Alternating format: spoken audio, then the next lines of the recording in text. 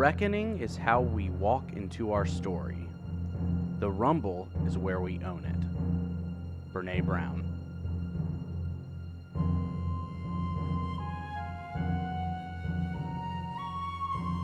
Bending Not Breaking. Season 5, Episode 2. The Southern Lights.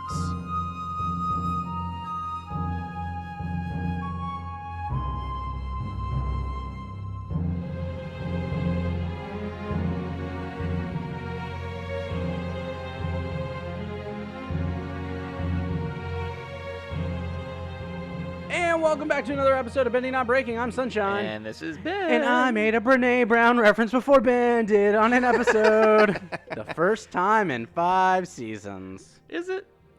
I think so. I think I can accurately say that I am never the first one to bring her up. There's got to be somebody who knows a moment where you did it first. I doubt it. I'm not going to go back and listen, but I'm going to bet that there's one moment where you do it before I do. Making Brene Brown references is like, that's your happy place. Like that's like, find your happy place. That's Ben's happy place. It's really just making references to any book that I've read is really, but you know. You wait for like a hole where you can like place a Brene Brown reference, and then you just like tap it in. Just tap it in. They just naturally pop up, you know? Sure. Well, now we've forced her at the very beginning of the episode, and we can never mention her again. That's not true. I'm sure it will come up. I used the quote for a reason. It's a great quote. I'll read it again. The reckoning is how we walk into our story. We gotta, in order to walk into our story, we gotta become aware of our story. We see a lot of characters walk into their story. Yeah, we do. Very specifically, and we'll get a chance to talk about how all of that shifts their interactions throughout the story. I'm very excited to kind of talk about this episode. It's a very interesting episode to like dive into. Yeah. I know we say something similar every episode, but this really is one where it's like we get to watch every single character approach this moment in a very specific way. Yeah. And we see that shift the way they experience it in a very unique way. You could almost do an entire season of Korra of like the happenings, the events of this episode, but from each character's point of view, I think would have made a very interesting like series. Oh, mini-series. You can do it. No, I don't have that type of time. Okay, Ben, you're the one who holds down all the mini-series, so I'm going to throw that to you. We'll see. Can we define what reckoning is? What is it? Why? Yeah, absolutely. A definition might be an action or a process of calculating or estimating something. It could be a person's view, opinion, or judgment. I feel like that could be a definition. This is the one where it's funny when I looked it up. It said this is the archaic definition, but it's also the one that I thought of when we talked about this lens, which is a bill or account or its settlement. Yeah, because I feel like it is so common. You will have to reckon with this later, or like the reckoning is coming, something along those lines. Is the very settling of accounts is coming. Well, which is not that, but it's typically like you're gonna get yours, like. Yeah. The chickens are roosting thing type deal. But it's also like, I reckon that we're going to have to deal with that later. You know? Yeah. It's a very, very southern Appalachia draw on that one. Yeah. Paying homage to our region. Yeah. Thanks, North Carolina. Well, cool. So, but before we get all into those things, you know the drill. We've got I do know the drill. We've got a recap time for to you do. to do the season recap, the episode recap. It's you, and you've got 30 seconds on the clock, and away we go. So Korra's like, oh my god, spiritual training, we're going to go fight these spirits. And Lilacs, no, we're not fighting them. We're just going to go to the South Pole and open up the spirit portal. And so there's the frozen tundra and the storm, and, you know, Tone Rock's like, no. And she's like, yes. And then Mako, Balone, 15 Desna, seconds. and Eka go, and they go along. And then there's tension because Korra and her father are like, oh my god, you got banished, and it was really bad. And then there's a spirit attack, and then Korra sends her father home because it's dangerous. And then he's like, 5 seconds. And then they continue to open the portals, successfully opens, and then the northern forces have arrived at the southern water. And done. Yeah. I nailed it. Can we talk about, because we're just going to jump in, and this isn't really having to do with reckoning, but can you imagine being kind of lured out to do this like task this thing, and you do it, and you're on such this like wonderful high of like, I accomplished this thing that I thought was impossible. I trust that you can do this. And then you get to your house to realize your entire town's being invaded. Yeah, but we didn't word it. This isn't an invasion. This is... I'm uniting. We not are invading. uniting. Okay, that's okay, next, Kuvira. that's next episode. Yeah, and yes, correct. The Yeah. Great Uniter. Yeah. Yeah. Yikes. So yeah, I think that would suck. That's... Okay, that was the point. Yep. That would be unfortunate. That would be unfortunate. Yeah. Okay. So let's talk about moments of reckoning. What's a moment of reckoning that you noticed? One of the first things that happens in this episode, the way that Korra shows up, her view,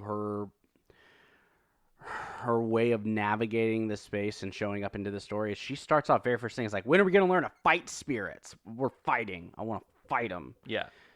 This is her disposition. And to Unalak's credit, he's like, we're not fighting anything now, but like, I won't be fighting anything. But right now, he's just like, we're not fighting anything. And again, as a moment of Unalak where you're like, yeah, Unalak, you are correct. That's what her mentality should be. Because she enters it wanting to fight every step of the way through this episode, she shows up ready to fight, and it happens. She fights with almost everyone throughout this episode. And that's not to say that she is a bad person, or it's not to say that she's like in the wrong 100% of the time here. I don't think that's the case, but I do think it does kind of speak to, if you show up ready to fight in every instance that you're like approaching, the odds of you fighting is much higher. Yeah, exactly. Exactly. And we see that. We see that in the way that I think of the specific moment where Mako kind of shakes Tonrok's hand. Yeah. And says, like, I'll take care of Korra.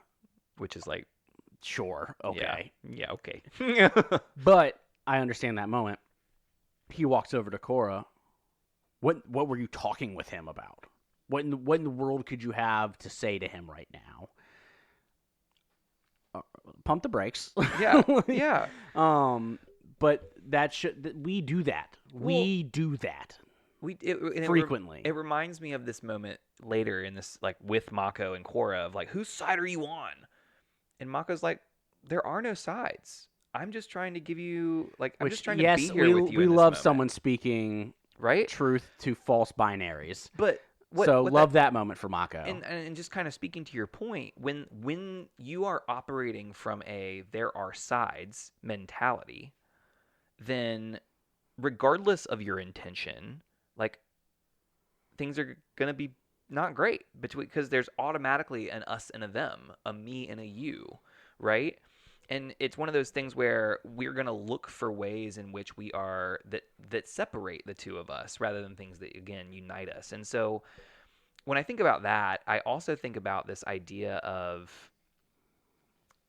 like, how does that change our mentality if we shift from whose side are you on to, like, there's no sides, it's just us right now. It's just we're like, let's us have a conversation. You know, like, I think that the way we engage with people and the way we settle accounts changes if I'm, like, settling an account between two sides versus I'm trying to assess a situation and reckon and, like, in the sense have of, a like, collaborative solution. Yeah, exactly.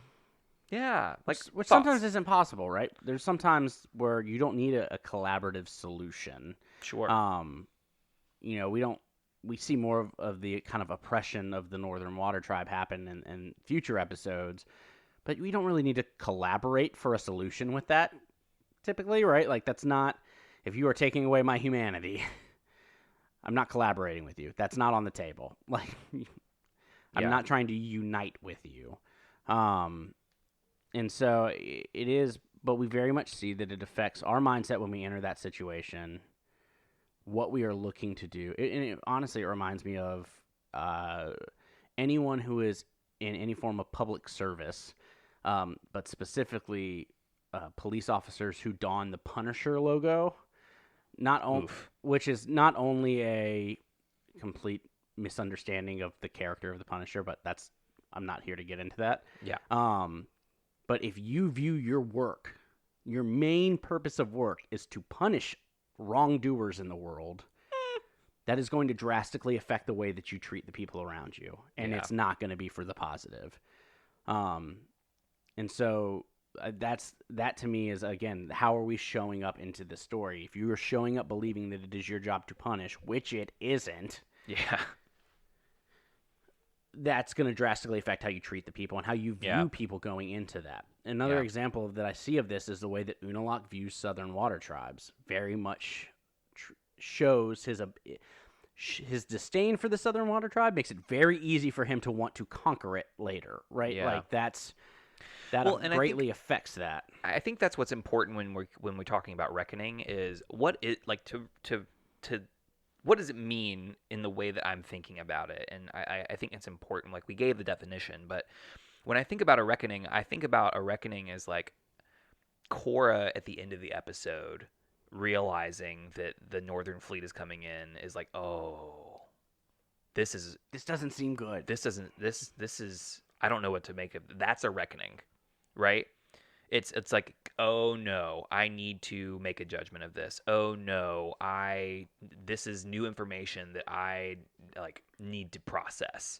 That to me is like, I need to reckon with this for a little while. I need to. But like, snaps to Korra for reckoning with it, right? Yeah. Right. That's always the willingness to say, this is new information and I need to process it, is a very good thing. And I think I want to differentiate between this, and this is pulling into the quote that you referenced at the beginning, what's the difference between reckoning and rumbling, right? Reckoning is like, oh, it's that eureka moment that is like, this is not good, or, oh, this is weird, what's going on? And then the rumbling is really processing. Mm-hmm. Rumbling is, I need to know what and how to deal with this, right? And we see the rumbling happen all of next episode. Yes. But the reckoning is happening rumble now, right?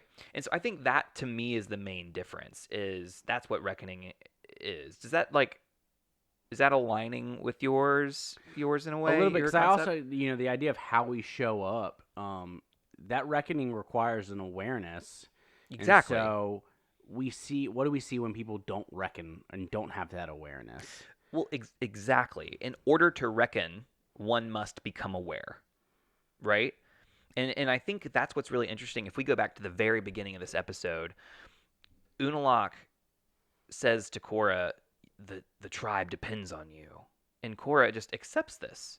She accepts this accounting of what is due because, like, oh, you're the Avatar. You are the bearer of this burden. The tribe depends on you. This must be true. You have to go into this alone because that's the Avatar, right? And it's just like, she was willing to accept that, but because she didn't have that awareness of all the other things that were going on, she was willing to accept this. Right? And so in order for reckoning to happen, in order for there to be a recognition that something is problematic, there has to be something that is like, you have to learn that first. Yeah. Right? Or you have to have some sort of intuition bubble up, and we just don't see that in Korra here. Right? No, and I think that some of that leads into the trust that she's already put into Unalaq. Exactly. There's a lack of recognition, there's a lack of reckoning because of that responsibility has somewhat been taken away when you say, I'm putting my trust in this person. They said to do this. They're the expert. Cool. I'm going to do it. Yeah. When there's less checks and balances to also confirm that they're the expert and that's a thing, then, and we don't have that for Unalaq. He doesn't have a list of references of people being like, no, he's the real deal. Like, we like him, trust him. Yeah. That doesn't exist for Unalaq. Yeah. A moment of reckoning for me is when one of the air acolytes I assume. Yep. treats Boomy and Kaya differently. Yeah. Until they realize that they're actually children of Aang, and then that's a reckoning, and then they treat him completely differently because of that. I had no idea Aang had other children. Yeah, I thought you were the servants. Yeah.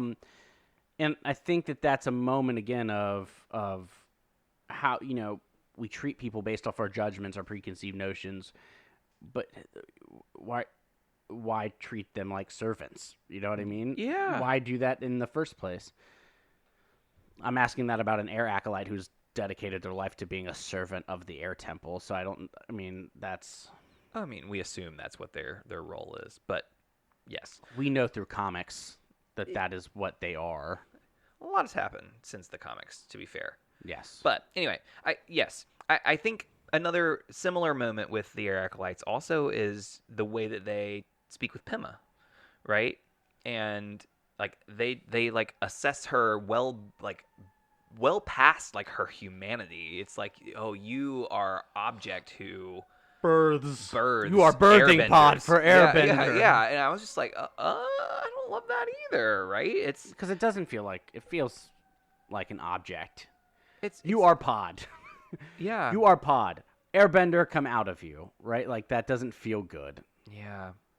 I think these are moments where we're reckoning, right? But I also noticed that, like, thinking about the reactions of these characters and how they are becoming aware of how they're being treated. And what we notice is this is a trend for Kaya and Boomy, where people are constantly... Not the first time. Yeah, this is not the first time that they've been, like, treated less than. They've reckoned with this before. Yeah, this has been something that they've reckoned with this before. Exactly. So that's just really tough, like constantly being judged as less than. And I wonder what it looks like for people and for us, where we have had this reckoning, but we haven't done the work after of like really rumbling with how to deal with it, you know? And I don't know if they have or what that looks like for them. I assume that they have. They're old at this point. But I don't think that means they have, or if they've been able to rumble with it in a way that's life-giving. We rumble with these things, but there's the possibility that we rumble with them and lean into animosity. There's the chance that they've rumbled with it and lean into resentment. There's a chance that they've rumbled with it and feel shame around it, versus rumbling with it, talking about it, and feeling healed because of that rumble. Yeah. And I think those are different in all possible outcomes. Yeah. To not feel like enough, which I feel Boomy certainly feels it, not being a bender. Yep. We see those moments later. Kaya feeling like she had a responsibility to be with Katara and Aang. And also same thing for not being an airbender, right? And we see next episode, we see them rumble. Oh yeah. Lots of rumbling. But it's not necessarily positive yet. Yeah. But they're reckoning. All of these things are starting to boil, or at least be revisited, because I'm guessing they've been through it before. Yeah. Yeah. So how do you reckon with it? Like, how do you have the awareness? If reckoning takes awareness, how do we not stay oblivious to these things? Is it pausing when we get feelings saying, what's that? What is this feeling? I think it's being curious about our feelings. Sudden and new. Yeah, I caught it. I did. Yeah, that was a good reference. The moment I laid eyes on you. Yeah, I really do think your pulse is rushing. Keep going. Go ahead. Was it faces reeling? Yeah. Oh, what is this feeling? Fervent as a flame. Yeah. Does it have... Ariana Grande is going to be Glinda. Mm-hmm. Yeah. I don't know how I feel about that. Reckon with. Yep. Gotta reckon and rumble. Yeah, I'm rumbling on it. I've reckoned, and now I'm rumbling. But really, is that the way to is that what awareness is? Is that this is a feeling? I think it's cultivating curiosity. Let me pause and think about it for a second. I think that's exactly what it is. I think it's cultivating curiosity. I'm reading a book right now that I'm really raving about. It's The Wisdom of Your Body, Hilary McBride. And it's kind of like being in touch with your body and being aware of what your body is telling you. And I think that this is a good example of like, how do you reckon is you listen. So the sequel to The Body Keeps the Score? It's similar, but not at all the sequel. But I recommend reading it. Anyway, I think that our body is communicating with us. And when I that's a weird thing to say, because we are our bodies, right? And bum bum bum bum bum bum bum. In order for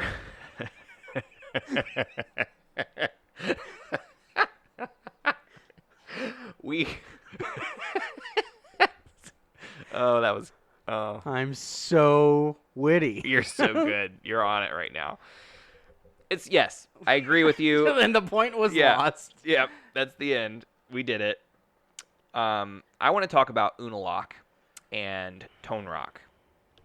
And going back to this like archaic definition, or the one that you thought of originally, but it seems like there's an unseen accounting that needs to be balanced. But what happens is like we have this, dramatic irony of having seen the show before, and know that Yes. Tone Rock is leveraging this secret over, Unalaq is leveraging this secret That over is Tone correct. Rock, and Tone Rock believes that he is the reason that everything has gone wrong, and Unalaq's like, I'm just gonna keep wielding this and making you think that this is the problem. And it seems like the reason there's so much tension here is because there's this lack of settling of accounts. There's this imbalance, right?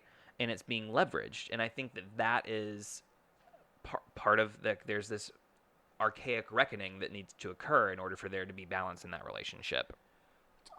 I mean, as we're talking in the metaphor of bill paying and it feels like it's for all intents and purposes, Tonrock has paid the bill. He was banished. That's the punishment. Yeah. He should be done. Like, that should be it.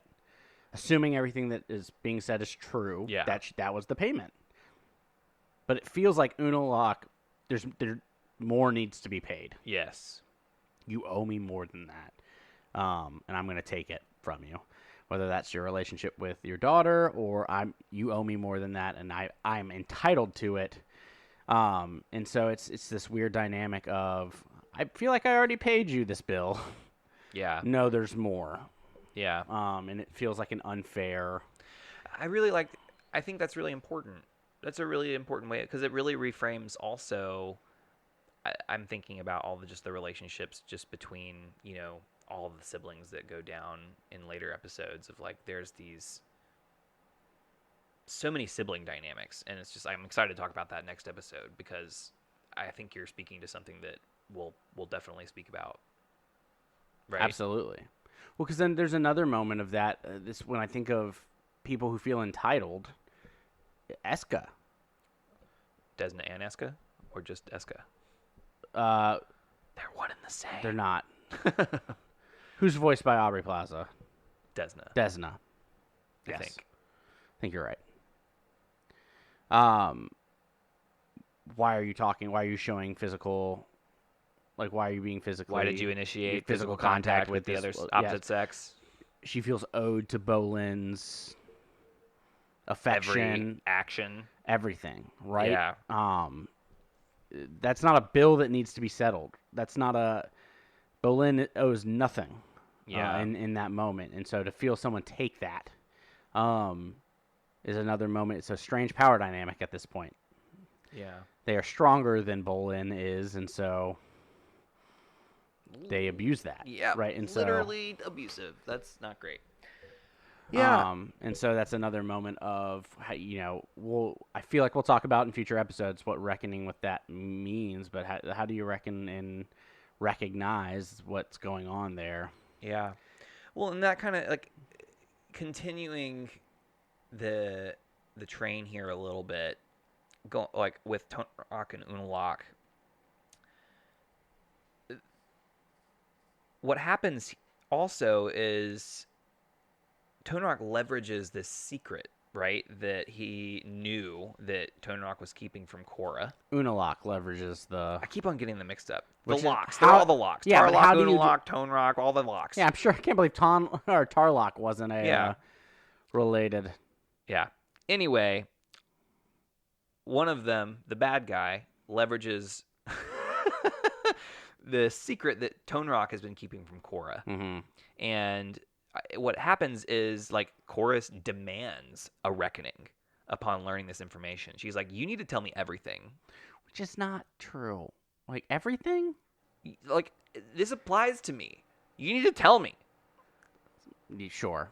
Right? And I get where Korra's coming from. Yeah. I think that that's a really Um, especially considering Korra's role as the Avatar. I think that's important in terms of relationship between the Northern Water Tribe and the Southern Water Tribe. I think that's really like I think that's important. And I don't know that like maybe he was planning to tell her eventually, but it sounds like he wasn't. And so I think that just there's tell me more. What are your thoughts? It's so it's tough. Korra wasn't born in that moment, right? She wasn't there. Um, it's tough to feel owed that knowledge from someone else to require that you should have told me that this happened before I was born. That's such a gray area. I feel like to be able to actually determine what you are owed, what needs to be paid to you in that moment. Because I think it's easy to sit on Tonrock's side and be like, I didn't think it was relevant. I feel an immense amount of shame around it. I was not sharing that aspect of my life with my child. Because there's a lot of there's already shame that the amount of shame spirals that can exist when you are a parent are endless. And Well, so when you're human. correct. And so I think that it's tough to tell Tonrock that he should have shared that with her. Could he have? Yeah. Could he have done it in a way that could have been positive? Yeah. Was she owed that? I don't know. I don't know if she was. It's interesting because I think, and again, I don't know that I would have reacted the way Korra did. And I also can very much empathize with the way Korra reacts. Because Yeah. when people that I am in deep relationship to withhold information,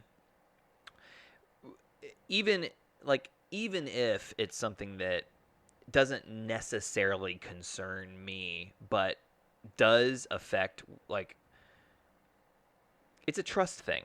It can be for sure. This feels like a trust thing. Now, when the dark spirits, quote unquote, start showing up, does that become a little bit more relevant information for the Avatar? Hey, I've seen this before.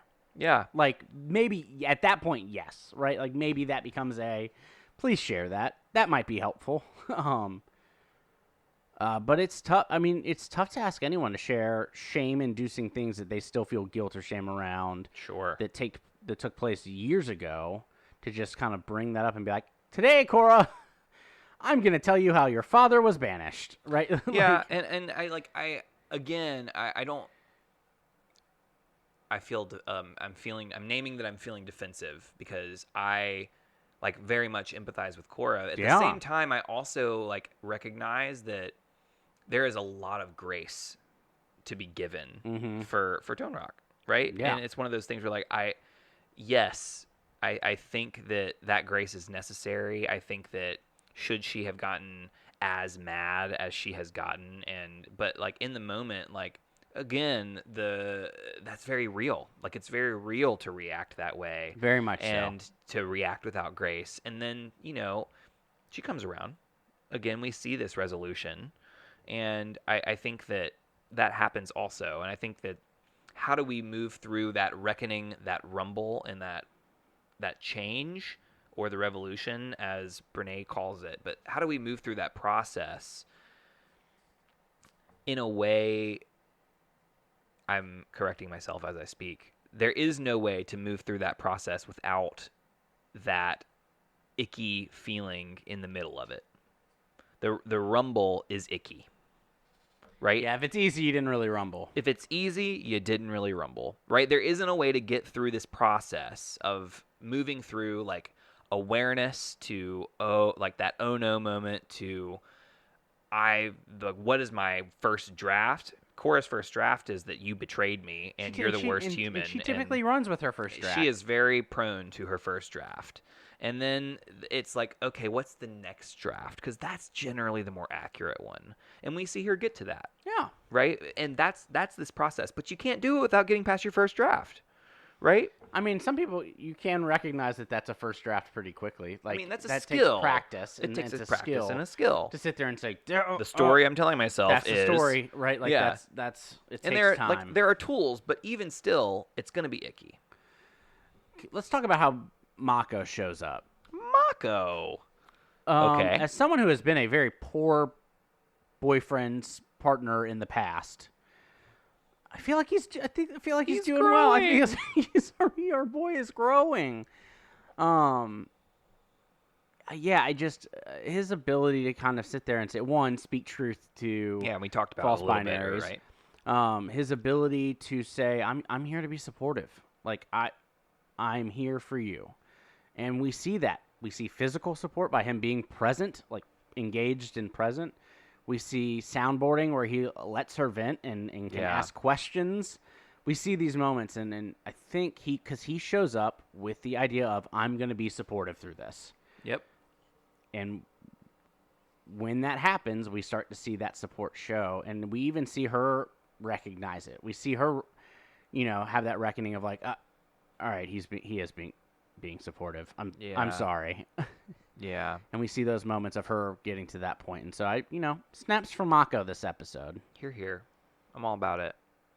And to be fair, I think it took him this reckoning and rumbling to get to that. Right? We see that in the past couple of this is episode 2. Yeah. We saw it last episode. For sure. Right? We did. We saw him like, what was it? It was like, am I supportive? He was on the boat, am I listening? He was like, I did this. Like, which one am I going through? And he's... Am I just here to listen? Am I here to give advice? Which, again, beautiful question. I legitimately think that that's a question we all should ask. And so the importance of how do you want me to show up in this conversation? It's a very real question, and is one that is very helpful. Do you want me to just listen, or do you want me to give advice? I want you to just listen. Cool. Got it. I'm listening. Burden gone. I don't have to respond with anything helpful. but to ask that question is very nice, and I like that aspect of Mako right now. Yeah. He's got issues, but don't we all? He's doing great right now. I appreciate it. Yeah. And then we see Bolin reckon with what a machine does when a spirit rolls through it. we see him reckon with that. Yeah, we sure do. Yeah. Okay. I kind of want to go macro for a second. And thinking about, macro and cheese, got it. Yeah. With little bits of lobster. So dark spirits are, in a sense, assuming that Unalaq is not, summoning them or, I think he is. I don't know. But like these dark spirits exist, and here's my argument for not. Ready? My argument for not is that why would dark spirits be trying to prevent Korra from opening the portal if that's what he wants? Right? I think he was using it initially as a way of I think dark spirits exist. I think he initially summoned them to be able to remove nARK from the situation. He's the reason this is happening. And then they're already out there. They already exist. It's not like he's making them, but I think he's summoning them when he wants them to be there and then dealing with them when they're already there. We both may not be revealing our lack of awareness of whether this is revealed or not, because I'm forgetting if it's shared. You know how much Avatar I watch? I watch so much. It all blends together. I don't remember it all anymore. Yeah. Terrible at Avatar trivia. I have a podcast. Terrible at Avatar trivia. I'm fairly decent at Avatar trivia. It just depends on how niche we're getting. Anyway, moral of the story is I don't know. So let's, for a thought experiment, assume that these are a natural manifestation of the current state of affairs. I think that's a fair assumption. So dark spirits are, in a sense, an accounting of the current state of things, right? And so regardless of intention, resetting the portal seems to have positive results in that it dissipates this Everstorm. It seems to remove the presence of these dark spirits, right? And so my question is, why are they fighting against Korra from opening the portal? Or is that a conscious fight against the portal opening, or is it that's just they're just antagonizing in this moment because that's all they know how to do because they're in dark mode? Like, what thoughts? What are your thoughts? Yeah, that was actually going to be my answer. Is when you're in dark mode, are you thinking logically? Are you latching on or fighting against things that might be pushing against your norm, or like what do you do as a person? And so I think hurt people. Exactly, but yes, right. So I think that there's a lack of it is person and near my space, and I think the spirits are just kind of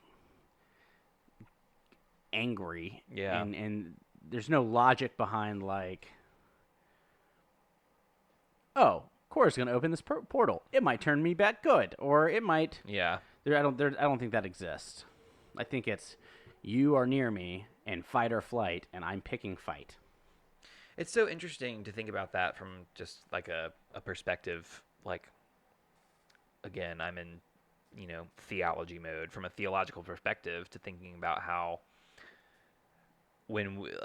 it's weird thinking about like what the nature of sin, so to speak, and how, it's not necessarily that we are doing sinful things, but that sin is this thing that is separate from us, that is operating and like manifesting in our actions. Mm-hmm. So it's not that I am, like committing sin, but sin is happening through me, like because of the state of affairs in the system that I am in. That's what the Oblation Board would say.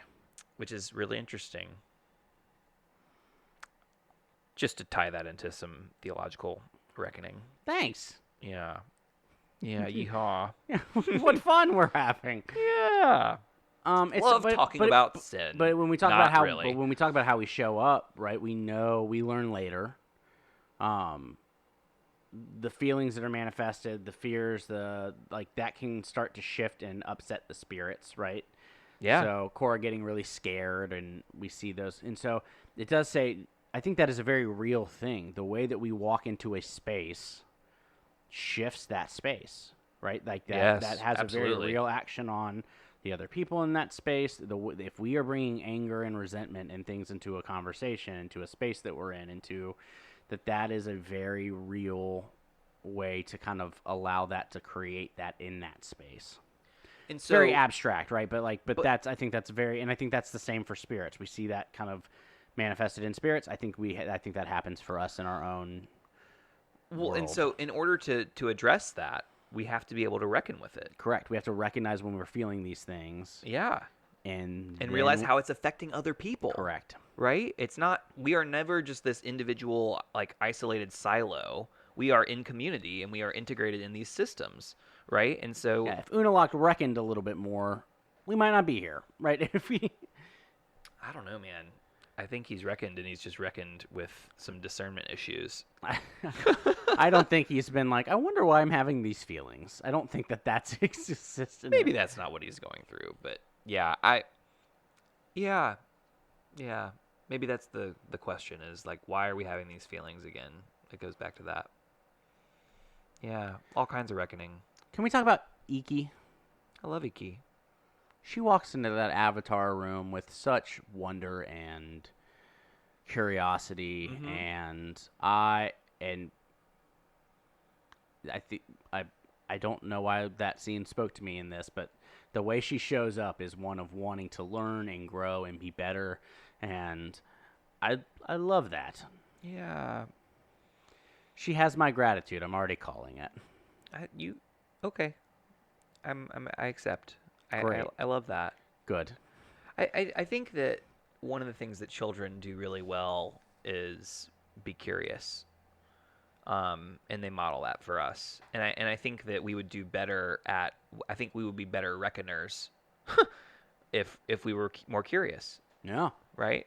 And Where do we lose that along the way? That's something like Lost Boys, Peter Pan stuff, but even that becomes a little bit more. Ever wanna grow up. Yep. but we lose that at some point, right? I don't know if it comes with like experience and I know everything and this is the Yeah. way the world works, but if you never lose that ability to say, I'm curious as to why this is happening this way. I'm curious as to why I'm feeling this. I'm curious as to why. I'm just asking why. Why I'm is the cu- sky blue? I'm Why is why? I'm Why? yeah, Why? I'm Why? curious as to why I Why? responded that way when I don't think I wanted to, right? That curiosity allows us to really process things. I think I I worked with teens for a long time, and I think it begins to show up in those teenage years when what happens is we are so interested in separating ourselves from our families and becoming an individual, right? To no longer be identified by my parents, but to be identified for me and who I am. And when our identity is like attached to trying to be an individual, what happens is we start to experience more like scarcity, right? Because like, oh, if I don't belong here, then I need to prove myself in other situations. And when I start to attempt to fit in and I try to prove myself and everything is capacity based, then it leads to this perfectionism mindset. It leads to I have to know everything in order to fit in order to be a part. Like I see the connection there, and I definitely think that that's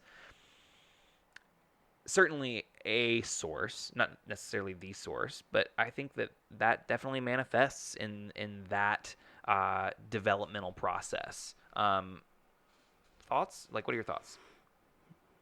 Yeah. Okay, cool, good talk. I'll just eat that. Never mind. I was not. Yeah, you need to ask yourself why you were so wrong with that. Be curious about that. No, I think you're right. I think it's at a certain point, and there's a little bit of it as you're crafting your identity and trying to forge that path. There's a little bit of I can't be wrong. I can't be not being know. wrong often equates to not Failure, being right? Like, lovable, correct. right? And so formulating the ability to ask those questions, which is also typically considered like, what are you asking questions for? We do that. Why aren't you asking questions? I did that. Yes, but how often was that high school, right? Any more questions? Yeah, I've got one. Shut up. Right? Exactly. Exactly. I want to go. Don't ask questions. It's because we're judged for being curious. Now, but there are times where if you have a question that only pertains to you, you need to ask save after class. that after class. Be curious. Does this meaning apply to everyone? Yeah, if you are curious for the group's benefit, then ask away. If you are only specifically asking about something that pertains to only you, that's what an email is for. Ask it later. Yeah. I have a chance to go take a nap if this class gets out early enough. I would feel like this. to do that. Yeah, we have one of our classes every week has a 15-minute question period, and I just tune out because all the questions are just like, you gotta get curious. But why? Well, it's just like sometimes they're helpful, but oftentimes it's like not even on the topic, and it's about like the paper that's due in 3 weeks. Do you need us to cite certain thing? I'm like, we're not there listen yet. Here. Not only are we not there yet, we're so far from but that. like that is a question that you ask your preceptor. That's not, you don't ask that in the lecture with 100 people. You ask that in your side class with 20 people, where like don't do that. Stop it. Anyway, sorry, I digress. The irony of us being like, be curious, unless you are being curious in this way, in which case you stop it. Y'all, discernment. Being able to make the decision and like discern whether it is applicable to you or everybody, like that is a skill that we need to develop, right? And when we reckon with things, we need to practice discernment. Let's reckon with why you're so upset when someone asks a question in class that's already been asked. Because they're wasting my time. Fair enough. Fair enough. Man, I think about me being a teenager, 16, driving in my Toyota 4Runner, listening to the Black Parade. What a time. I knew who I was. Had a lot of questions. I did not. I did not know who ask. I was. I didn't know who I was, like who I should be, but at that moment I felt like I had a pretty good idea. Yeah. Emo never dies. Emo never dies. That's the name of a band. Sure. Yeah. It'd be pretty, like, kitschy. Yeah. Like, You're saying they aren't kitschy band names? I mean, there are. Five Finger Death Punch comes to mind.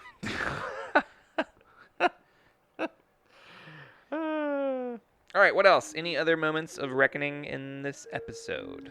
Looking through my notes. No, I think we hit on a lot. Yeah. I feel good about what we talked about. Okay. I feel good too. And with that, we will be back after this little break with Music. with some other things.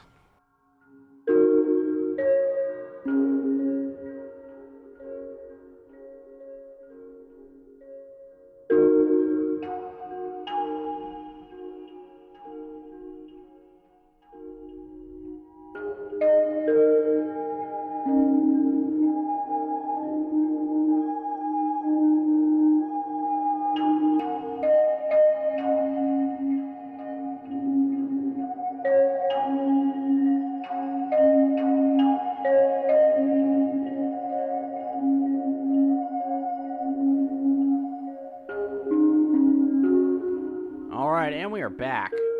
We are back. Lovely little break. I loved it. Let's talk highs and lows. Highs and lows. Hi. The mountains and peaks. There we go. Valleys. Peaks and valleys. Peaks and valleys. Yeah. Hidden Ranch. What? Valley. Oh. So we're talking about highs and lows. What is your peak for this episode? My peak? I love the moment where nARK is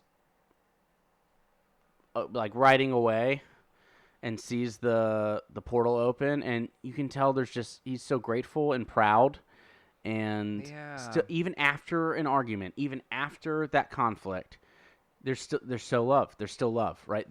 He is happy to see her accomplish that, and that's a really sweet moment.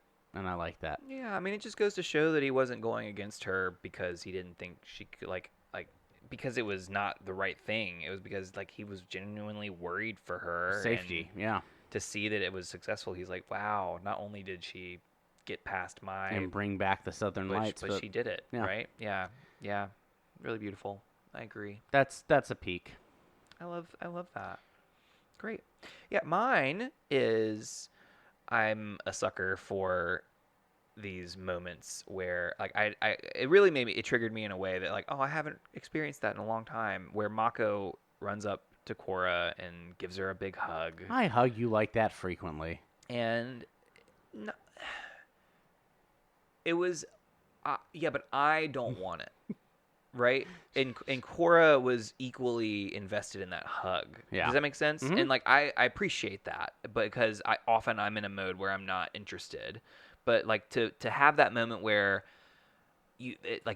where you are both running and enjoying this hug and celebrating, and it's just really beautiful. Mm-hmm. And it's this really I was just like, oh, I missed that, and I loved seeing it. It was really nice.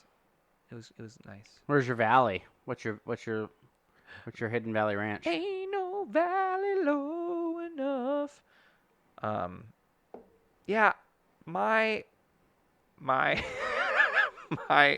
dressing for this is I like ranch. Ranch is there's nothing wrong with the ranch. What's your ketchup? The moment I love ketchup. Ketchup Chill, is bro. Ketchup is fine when you need it, but it is arguably one of the worst condiments. It is integral. There are so many better sauces out there than that ketchup. Ketchup helps make many of.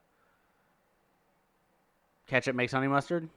Not honey. Ketchup makes ranch? Bruh. Okay, Unalak, you're just going to use it for all your benefit, but not consider all the other. Anyway, there's this moment with Korra where she is in the spirit portal area, and she's fighting these dark spirits, and she tries to open the portal. It's the same thing over and over again. She punches it, then she bends, then she punches it, and then she just continues to try and do the same. I'm like, do something different.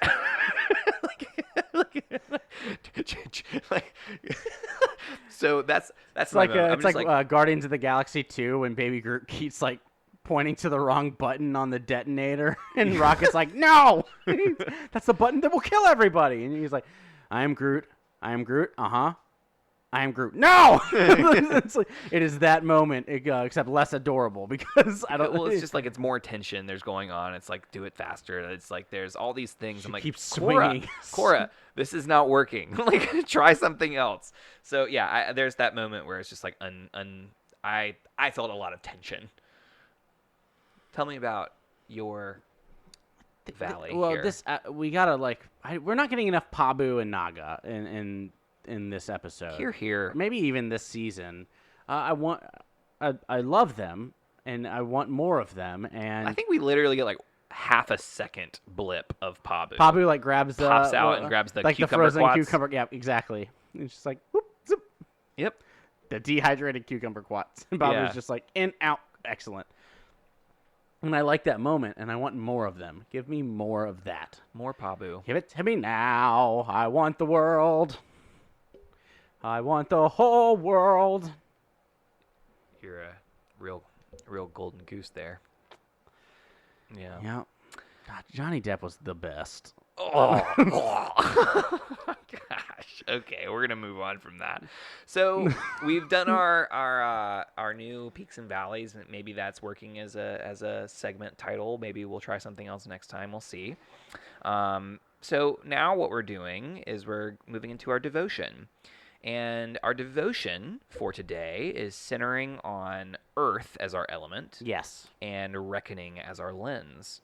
And so again, we are setting an intention. We are setting a goal for this week around those two things. And I'm curious about what your intention or goal is. Yeah, I found myself thinking about taking pause.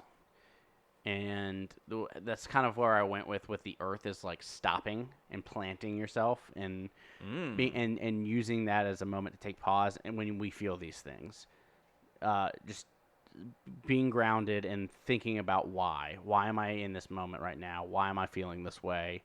But not moving, kind of bringing a stillness to it.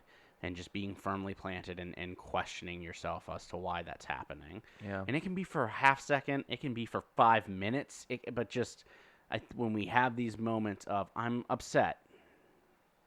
Why? Yeah. I'm joyful.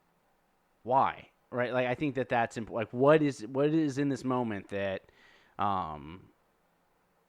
that is bringing me joy. That actually, there was a moment, the first time I went back to a concert after everything COVID related. Yeah. I went to see a show, and at one point in the show, it was even an opening band. It wasn't even the headliner, but it was a band that people liked. Played a song that was at one point really famous, but everyone started singing it. And there was this, when the first chord hit, it was this weird everyone got excited for the first time, and it was this moment of collective joy, and I got chills, and so I paused and was like, why did that hit so hard? And it was even through that moment it was the moment of collective joy that has been missing from the last 2 years. The ability to experience a joyful moment with 200 people in close proximity has been void from my life for so long, and I realized in that moment that was something that I had been missing, and I didn't even know that I was missing it. And I only kind of figured that out because I took time to pause and think about why I needed that, and then realized, how do I get more of that? I want to create moments of more of that in my life because it's a very cup filling thing. But I wouldn't know that if I didn't stop to think about that for a second. And so I think that's kind of where I'm at when it comes to my intention for this week is really planting myself and taking time to ask why. I love it. Making the implicit explicit. Yes. Yeah. What about you? Yeah, I was struck when I started thinking about this by the concept of digging a hole, and making a garden or doing anything along those lines. And a lot of times, what happens is I think a garden would go really well right here, and then you start to dig, and you're like, this is really difficult. And I think that's when you first put in that dig moment, and you're like, oh, that's where it's this is time for reckoning right now. I'm this is going to be hard. Is this worth doing? What are the benefits? Like asking myself those questions. And then it's, okay, now I have to actually do the work and dig the hole if I want to have the result, right? Or to till the earth, so to speak. Yeah, what's the going and renting an auger equivalent in this metaphor? Yeah, well, and there are certain times when that's applicable, right? Yeah. Where like we do have, access to shortcuts. And then there are certain times where it's like, this is the only tool I have in this moment. Yep. Right? And I think it's realizing and reckoning with the idea that oftentimes we believe, well, I have to dig the hole, so I'm going to do it no matter what, when we actually have other tools available. And I think reckoning I'm allows tell my us... therapist that I view them as an auger. They're an emotional auger. Yeah, well, and I think that we have the capacity to stop, pause, and assess. And I think that's what reckoning allows us to do. And if we don't pause and reckon, then we're going to spend a lot of time digging a hole that we could have used an auger for. And so that's my intention moving forward, is similar to yours in the letting myself pause. Mm-hmm. It's letting myself sit with this moment and being like, let me like feel this and understand it so that I know how to move forward more adeptly and appropriately based off of that feeling, rather than just going purely off of my intuition. Yeah. Right? Which has served me very well and not so well. So, yes. It's a quote from a High Fidelity movie where he's like, I've been listening to my gut for the last 30 years, and you know what I realized? My gut has shit for brains. So like, that's... oh, I get it. Yeah, and so it's like, yeah, all right, cool. Yeah. Pardon the language, but that was the quote. No, I'm okay with it. It's fine. I wonder how our listeners are feeling. Yeah. I hope y'all are great. It already happened. I would love it, listeners. If you're upset about it, pause for a second. Why was that upsetting? Why was that upsetting? I was going to say, I would really love to hear some of your intentions from listeners. Like, what are some intentions that y'all have? What are some things that y'all are setting for this week based off of Reckoning in Earth? Like, what are you doing? Even if you're listening to this post-episode release a month later, feel free to send us a voicemail. We'd still love to hear it, and we can do that. It's thearkofe@gmail.com. Yeah. And keep it to 2 minutes or less, and that'd be great. Before we get into our gratitude, if you aren't following us on the social medias, BNB_pod. Do it. Instagram, Twitter. Our posting has gone down recently. I'm going to be honest. Anyone wants to volunteer to be a social media director? That would be marvelous. Would love that. I would even pay you very little a month. But it's literally coming out of the Patreon. I'll be very, very straightforward. That is out of the goodness of your heart. Yeah. We are, but yeah, gratitude. Gratitude. Speaking of Patreon, though, y'all should support us. Maybe it'll help us. We are so grateful for everyone who does. Everyone who's doing that already is just thebomb.com. Anyway, you're missing out on live episodes with us. If you live episodes, you can join us and partake. Yeah, mini episodes. We try to put out at least one a month, and some other cool stuff. Fun little online community. There's also other tiers where you get other benefits, but we won't go into that right now. You can look at the Patreon for that. It's just okay. Gratitude. Gratitude. I already told me. I said mine. Iki. Say it again. Iki. Icky. Iki. Icky rhymes with Vicky, and that's not Icky good. Vicky. This is Iki. Rhymes with Vicky.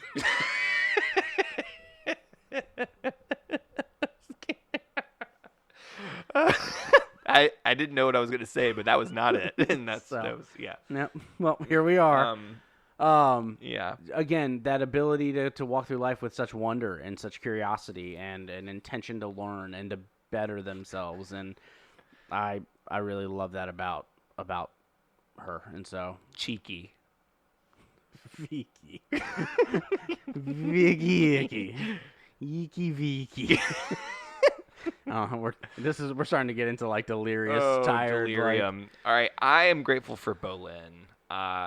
This was a pretty tense episode. He offered so many people. He offered people food. Who doesn't love that person? Yeah. Well, it's also like I think one of the people who in this series has retained a little bit of that childlike wonder that you're speaking of is Bolin. Sometimes to a fault. Yes. In this episode. In this whole, pretty much every episode. Oh, you two hate each other. Yeah. Oh, okay. Like he's just very Yeah, very derpy in a word. But I also really appreciate the comedic relief, and specifically, I'm grateful for this moment where he rides in on this mobile, and it's just like launches into this. I'm pretty sure that's the thing that hangs for over a baby's crib. A mobile. Yeah. Yeah. It's this vehicle, Yeah. the vehicle mobile. Now I want to make for like future children. I want to make a little mobile with just like Bolin, like just Oh, that'd be little great. snowmobile Bolin, like around there. That'll be on the merch later. Sunshine's gonna do a If single someone with has a that. cool Etsy, yeah, Yeah. make us a little Bolin mobile to hang over future cribs. Oh yeah. But anyway, the comedic relief from that moment was just it really broke the tension there, and in a way that like as a viewer, I appreciated it. I don't know that I would have appreciated it had I been in that moment, but I appreciated it. As someone who has made jokes when you were upset, you would not appreciate it. Yeah. But I appreciated it this time. Fair enough. Because I wasn't upset. I wasn't angry about anything. I found it very funny. Yeah. Y'all, thank you so much for another wonderful episode and listening to us. We greatly appreciate you and all our patrons for listening and hopefully enjoying the season so far. Really hope if you so. are enjoying it, feel free to go rate and review us on Apple Podcasts or wherever you listen That to would be a huge favor the to us. podcast. That would be huge. Preferably 5 stars. Yeah, but do what you got to do. But if it's 5 stars, that's awesome. Yeah. But thank y'all so much. More episodes. We have a special guest next week, so tune in for that. We've got more great guests, some returning, some brand new. That we know that you'll love some of them, and we know that you'll love some of the ones that we are bringing on. So, can't wait for that. But up until then, I've been Sunshine. You're Ben Sunshine? I've been Sunshine. When have you not? What is that? As in this past episode, I'm Sunshine. But I've been? Like, when have you? I'm Ben. You've been Ben. I've been Ben. And I've been Sunshine. Thank you for listening. Okay, bye. Bye.